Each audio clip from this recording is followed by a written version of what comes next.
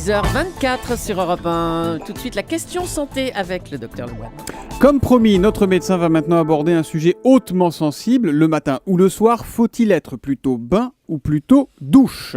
Alors, il y a plusieurs types d'arguments, Thomas. Argument écologique d'abord. Si vous êtes persuadé, comme la plupart des défenseurs de l'environnement, que la prochaine guerre mondiale sera celle de l'eau, eh ben vous n'avez pas le choix. Parce qu'avec 150 à 200 litres pour un bain contre 50 à 80 pour la douche, là, le problème est vite réglé. Bon, l'argument écolo, c'est clair et net. Mais au-delà de ça, d'un point de vue hygiénique. Alors, on pourrait résumer en disant que le bain détend et que la douche tonifie. Pour les C'est pas faux. psychiatres, le bain est un instant qui nous ramène à la vie de fœtus dans le confort tiède du liquide contenu dans le placenta. Ça veut dire que dans ces cas-là, la température idéale, c'est 37 degrés, comme dans le ventre de sa maman ? Bah, tout à fait. Et les vrais amateurs de bain vous diront que la température idéale, c'est effectivement 37 degrés. C'est curieux, non ? Bah. En fait, moi, je vous conseillerais plutôt 1 à 2 degrés de moins. Pourquoi comme ça ? Parce que c'est trop chaud, 37 ? Ah oui, c'est trop chaud, parce que... non, trop chaud. On s'endort. Bon. Ah, vous allez être tout mou après.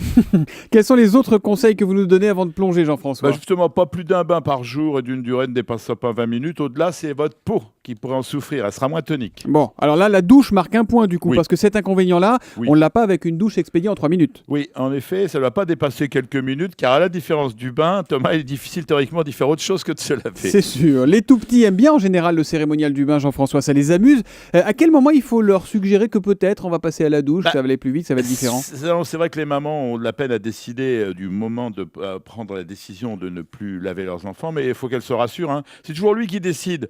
Un jour, la salle de bain doit devenir privative parce qu'il a plus envie d'être vu nu par son père ou sa mère. Donc on le laisse décider. Et Oui. de l'autre côté de la pyramide des âges, chez les personnes âgées, ça se passe comment ? Alors attention à ce qui suit, Thomas, c'est hyper important. On consacre les premières années de sa vie au bain, mais il faut envisager la douche pour les dernières.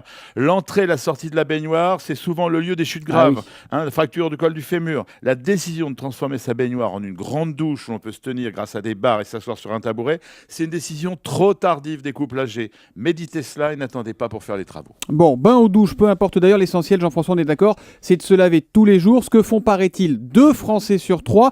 Moi, je dois pas toujours croiser les bons dans le métro. L'odeur, c'est autre chose. C'est pas toujours techniquement facile, Thomas, en particulier l'hiver. Mais cette remarque est aussi pour moi l'occasion de tordre le cou à une rumeur qui prétend que les éléments protecteurs naturels sécrétés par notre peau doivent être respectés. Eh bien, sachez que la crasse et la macération sont un danger, en plus de l'odeur, beaucoup plus que l'utilisation du savon. Donc on se lave, s'il vous plaît. Bien sûr. Julie ?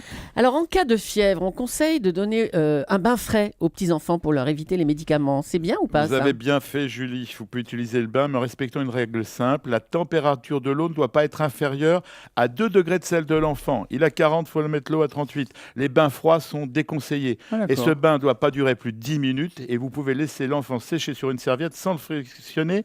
Puis aérer la chambre parce que la température, celle de la chambre, doit être aux environs de 20 degrés. D'accord, et ben ça c'est bien 2 degrés en dessous de la température qu'a l'enfant. Donc s'il a 41, Et ben 39. Voilà. Vous voyez comme je compte bien. Merci Jean-François Lemoine. On vous retrouve évidemment ce week-end sur Europe 1 et puis lundi matin pour la question santé.